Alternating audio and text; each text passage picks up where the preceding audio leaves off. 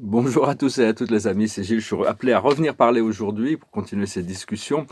Je vous remercie de souscrire, de commenter. Je vous remercie pour vos commentaires, pour vos partages, pour vos likes et vos donations. C'est vraiment très gentil. Si vous voulez une session privée, vous pouvez m'envoyer un email.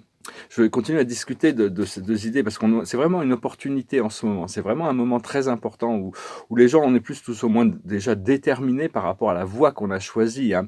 Mais c'est surtout essayer de comprendre devenir perspicace. C'est-à-dire que notre âme, c'est une énergie puissante mais subtile. Qu'est-ce que notre âme attend de nous? Une fois qu'on est vraiment en alignement avec notre âme, la voie s'éclaircit. Donc, c'est pas toujours facile, hein. Je connais que c'est pas facile, mais essayer de comprendre ce que notre âme, notre nature, notre moi éternel, notre moi supérieur, notre moi divin, et cherche à vraiment nous communiquer, hein. Nous communique certainement à travers des ressentis surtout. Donc, et une autre question, c'est qu'est-ce que c'est une vie paradisiaque pour vous? C'est très important de cultiver, de demander, d'enlever les limitations matérielles et physiques que l'on a actuellement pour pouvoir déjà en visualiser, en visionner, s'imaginer une vie idéale, hein. À quoi ça correspond? On est tous différents. Il y a des gens, pour eux, la vie idéale est parfaite et divine. C'est quelque chose de très différent d'une personne à l'autre. Et donc, c'est important de passer ce temps à savoir à quoi ça ressemble, cette vie idéale, à quoi ça ressentirait déjà. On peut déjà le ressentir. Et donc, même si c'est pas encore manifesté. Et donc, ce qu'il faut, c'est rechercher à lâcher prise sur les résistances de la volonté divine à l'intérieur de nous, parce que cette volonté divine, elle a déjà l'intention de nous amener dans cette réalité paradisiaque. Dieu ne vit que dans cette réalité paradisiaque. Et donc, c'est vraiment savoir, bon, personnellement, pour moi, ma vie paradisiaque, c'est d'être comblé au niveau personnel, d'être comblé au niveau professionnel et d'être comblé au niveau spirituel et matériel, bien sûr. Donc et savoir que bon, quelle est la vision que Dieu et mon esprit et mon âme ont pour moi, c'est que la volonté divine soit faite pour moi. C'est-à-dire que c'est vraiment pour vous, enfin je dis ça pour moi, mais je veux dire pour vous, c'est-à-dire vraiment, une fois on sait vraiment ces choses qui vont vraiment nous combler, on peut lâcher prise et demander à ce que l'univers nous apporte c'est une version 2.0 de nos plus grands rêves et de notre plus belle réalité. Mais c'est vraiment important de savoir qu'est-ce que l'on attend de l'univers. L'univers est capable de nous amener, mais n'importe où. Seulement, puis on a besoin de combler le fossé qui nous sépare entre nous et l'expérience de ce que l'on recherche, hein. L'univers nous dira toujours oui, seulement bon, des fois on demande quelque chose et on ne l'a pas, donc on se plaint, donc ça ralentit le procédé. Et donc, c'est d'arriver à savoir que dès qu'on demande quelque chose, l'univers est en train de nous préparer pour combler le fossé qui nous sépare de nos rêves, de nos désirs, de notre vision, de notre réalité. Mais enfin, il y a un plan bien supérieur que notre âme a déjà prévu pour nous. Donc, ce qu'il faut, c'est enlever la résistance pour permettre ces choses de se manifester dans notre vie, si ça va venir, tout en lâchant prise, étant heureux dans le ici, maintenant. Et donc, c'est des deux questions, hein. Qu'est-ce que votre âme attend de vous? Et puis, une fois que notre âme, elle attend de nous certaines choses, c'est-à-dire que les succès matériels de l'ego, c'est une chose. La satisfaction des succès matériels, c'est très agréable. Mais les succès de l'âme, des fois, c'est des petites choses que l'on fait à l'intérieur de nous, d'abandonner une mauvaise habitude, abandonner une croyance limitée. Ça, c'est les victoires de l'âme. C'est vraiment, petit à petit, on arrive à s'aligner. Donc, j'ai tiré 5 cartes. Le passé, présent, futur. Le passé, c'est le bien-être. Le présent, c'est la consolation. Et le futur, c'est la justice. Cette justice va être rétablie, l'équilibre, l'ordre. Parce que bon, Dieu laisse les choses faire, mais enfin bon, à la fin, de toute manière, il finit toujours par rééquilibrer les choses. La vérité, il n'y a pas de compromis. Dieu est conscient de toutes les choses, de toutes les choses. Donc voilà, là ce que l'on travaille actuellement, c'est le jugement. Lâcher prise sur nos propres jugements pour laisser le jugement de l'univers. Et ce qui arrive, ça va être du réconfort. On va pouvoir cette consolation sur laquelle on travaille, on va pouvoir l'atteindre. On va arriver à se réconforter. Et donc, bon, le Christ avait expliqué, aimez vos ennemis. C'est pas facile, hein. Toutes ces choses du monde obscur, on continue à envoyer de l'amour et de la lumière à tous les êtres, indifféremment. Ça les aide de toute manière. On est là pour cette mission, d'ancrer cette lumière et cet amour. Mais au départ, si on ne peut pas aimer les choses, les gens méchants, les gens bêtes, les criminels, les pervers, toutes ces choses-là, on peut pas forcément les aimer sincèrement. Donc, c'est déjà ne pas les haïr, savoir qu'ils sont ils sont dans leur voie aussi et ils vont apprendre. Parce que eux-mêmes se haïssent déjà à l'intérieur, hein. Donc ils ont déjà besoin, ils ont déjà cette haine on peut pas faire des choses mauvaises dans l'univers, parce que ce qu'on fait à un, on le fait à tout le monde. Parce que si on fait du bien à quelqu'un, on fait du bien à tout l'univers. Si on fait du mal à quelqu'un, on fait du mal à tout l'univers, hein. C'est comme ça que la loi fonctionne en réalité, c'est profond. Ça a toujours été comme ça. Mais des fois, ça prend du temps pour que la réalisation de nos causes et de nos effets. Cela dit, donc, il faut comprendre que ces êtres, ils ne peuvent pas s'aimer eux-mêmes s'ils font du mal, s'ils font toujours du mal. Donc c'est déjà ne pas les haïr, parce que ils ont déjà assez à gérer, ils vont devoir assez à gérer avec leur propre intérieur. Et donc, savoir que l'amour inconditionnel est auto-contenu. On n'a pas besoin de l'exprimer pour avoir cette expérience, hein. Puis après, ça déborde. Et à ce moment-là, on peut commencer à l'exprimer plus. Et donc, c'est vraiment, on doit aussi réveiller ces modèles dans notre ADN. On a toutes sortes d'influences qui ont été influencées, comme les Pléiades, hein, le morceau d'ADN pléiadien, le morceau d'ADN arcturien, le morceau d'ADN d'Orion. Alors, les Arcturiens, c'est un modèle très spirituel qu'on a dans notre ADN, hein. On a tous vécu des vies en Arcturus et on a un petit peu de cet ADN, ces forces arcturiennes. C'est d'être satisfait et comblé juste pour le fait de vivre, d'expérimenter, de ressentir, sans avoir besoin d'avoir besoin de quoi que ce soit, de vouloir. C'est juste le simple fait de vivre, c'est très arcturien, c'est très spirituel. Le simple fait d'avoir cette expérience intérieure, ça se suffit à soi-même. Et d'être en paix avec tous nos désirs, avec toutes ces choses, pour savoir que bon, ils vont se réaliser. Donc on sait une fois qu'on sait qu'elles vont se réaliser, on peut juste continuer à travailler à l'intérieur tout en se préparant. Et donc ce modèle arcturien d'ADN, il est en train de se réveiller, hein, réveiller cette présence cette connexion à Arcturus. Bon, les Pléiadiens aussi sont très proches de nous, c'est eux qui vont faire le premier contact, parce qu'ils nous ressemblent au niveau physique, matériel. Et on a aussi cette partie d'Orion. Orion, c'est un paramètre génétique beaucoup plus difficile à... Alors, il y a Orion positif, Orion négatif, hein. Là-bas, dans la constellation d'Orion, les civilisations d'Orion ont résolu ce problème. Ils sont en paix. Mais bon, il y a c'est un petit peu... C'est le paramètre d'Orion, c'est le désir de conquête, c'est le désir de dominer, c'est le désir c'est le désir c'est le désir de se battre, d'être plus fort. C'est des guerriers, hein.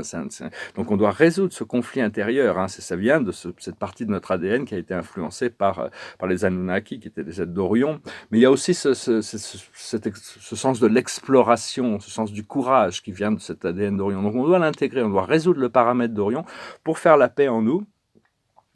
Et bon, c'est toute une histoire galactique qui sera révélée en temps voulu, hein. Faut jamais prendre la douleur de quelqu'un d'autre, la souffrance de quelqu'un d'autre. Il faut arrêter de chercher un messie, un sauveur à l'intérieur de nous, hein. Nous sommes nous-mêmes notre propre sauveur, notre propre messie. C'est-à-dire que bon, c'est le messie collectif qui est en train de se réveiller, même si bon, chacun a son rôle des gens qui ont des rôles plus délicats que d'autres ou plus importants que d'autres, mais on est tous également importants, hein. C'est vraiment, faut essayer de devenir autonome, hein. Et c'est bien d'être discret ou anonyme dans tout ce que l'on fait. Pour moi, ici, on me demande de parler, je ne suis pas vraiment anonyme, mais en tant que peintre, artiste et spiritualiste, il va falloir que je peux pas... J'étais très content de vivre complètement anonyme pendant des décennies, mais bon, maintenant, on me demande quand même faut quand même que j'accepte de pouvoir devenir plus public avec ces informations. Mais c'est bien de le faire... de faire les choses, d'être anonyme sur tout ce que l'on donne, c'est-à-dire ou ce que l'on a ou ce que l'on donne. Il faut le faire au nom de Dieu, c'est mieux parce que c'est anonyme, c'est au nom de Dieu, hein. Dieu, c'est celui qui nous donne tout de toute manière. Et donc être beaucoup plus dans la conscience de ce qu'on a reçu de l'univers que de ce que l'on donne aux autres, hein. Et on ne donne jamais aux autres, vaut mieux donner à la vie. On est là pour aider Dieu, on n'est pas là pour aider les autres. Aider Dieu dans son programme de faire évoluer la vie. C'est beaucoup plus, rester le plus anonyme possible dans ce que vous pouvez donner. Parce qu'en réalité, il n'y a pas d'autre, hein. Il n'y a qu'un et que c'est Dieu en réalité. Donc c'est vraiment Et donc, c'est faire les choses le plus anonymement possible quand on donne.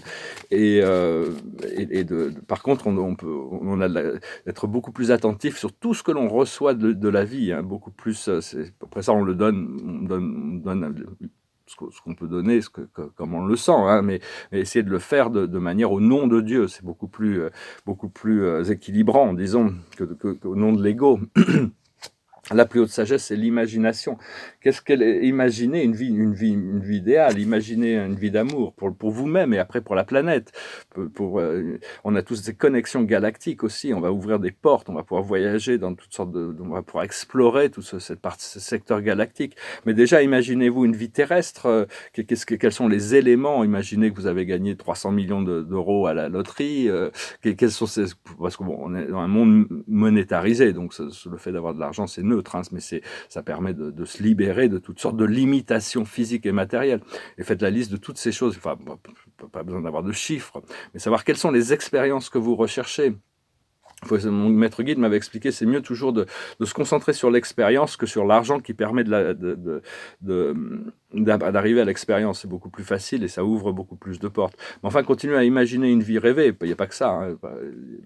La créativité, l'inspiration, le bonheur, le partage, la connexion, la sociabilité, d'avoir les bonnes personnes autour de nous, de pouvoir s'exprimer dans un domaine qui nous plaît vraiment.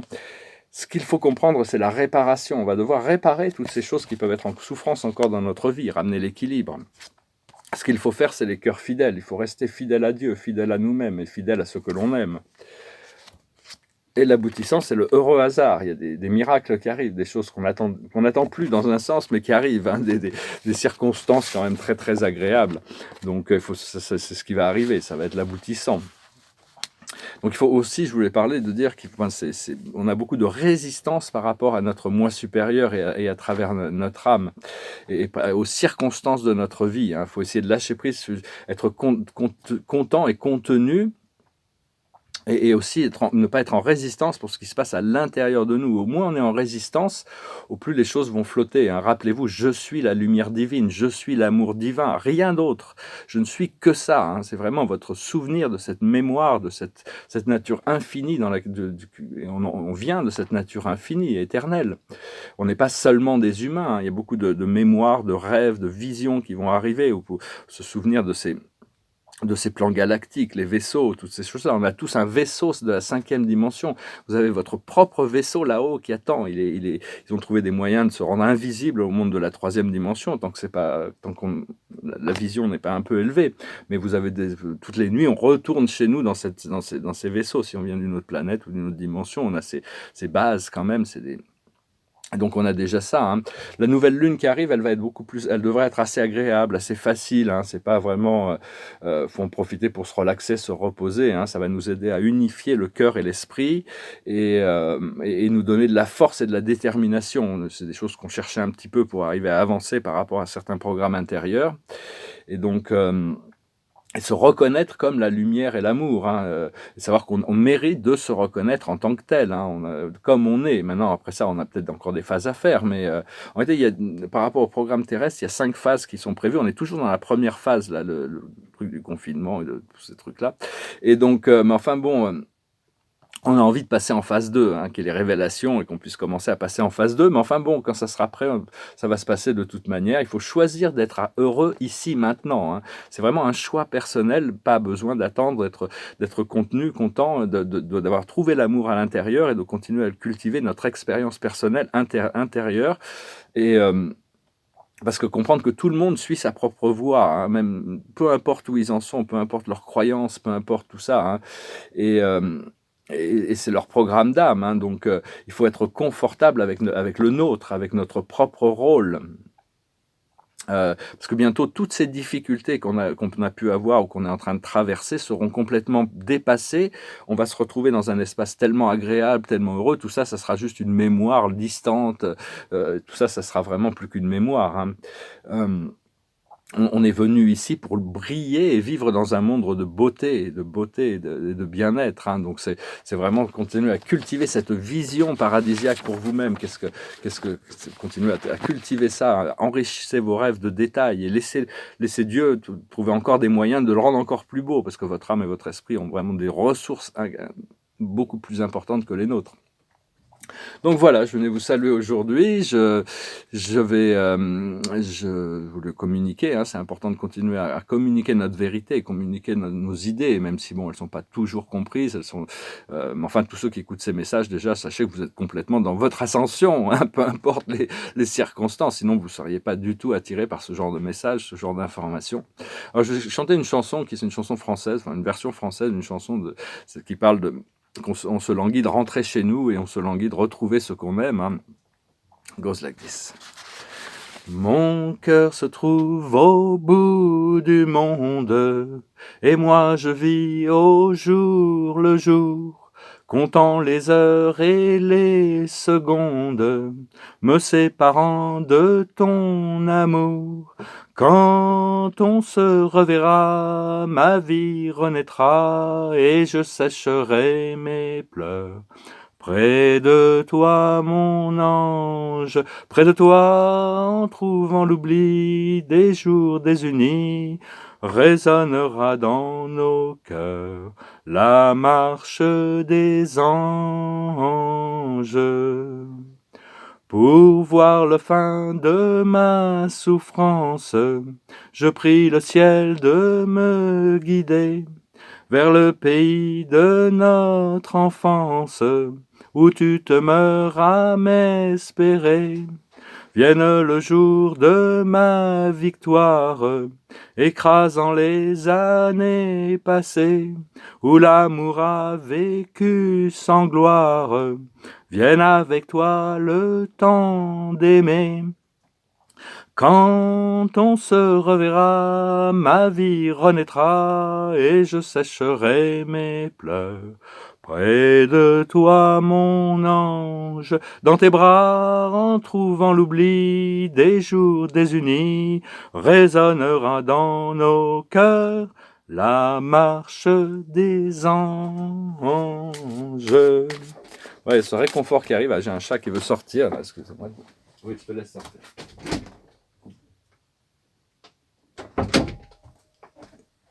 Il s'était caché, il était faire la sieste, mais bon, j'ai essayé de le retrouver avant la fin de cette vidéo.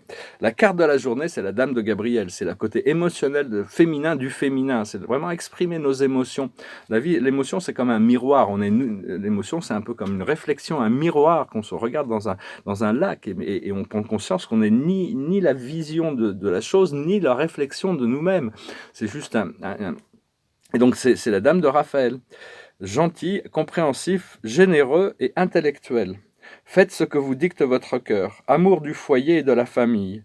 Des transformations dignes de confiance livrées par l'intellect. Donc voilà, hein, continuez à unifier votre cœur et votre esprit. Profitez de cette nouvelle lune pour pouvoir laisser votre cœur informer votre esprit sur ces choses et continuer à cultiver cette vision libérée d'une vie agréable et d'une vie remplie, comblée. Il faut demander à être comblé à tous les niveaux. Il n'y a aucune raison qu'il y ait encore des éléments qui soient en souffrance à l'intérieur de nous-mêmes une fois qu'on aura complété ce programme. Je vous salue, je vous remercie et je vous dis à bientôt. Namasté.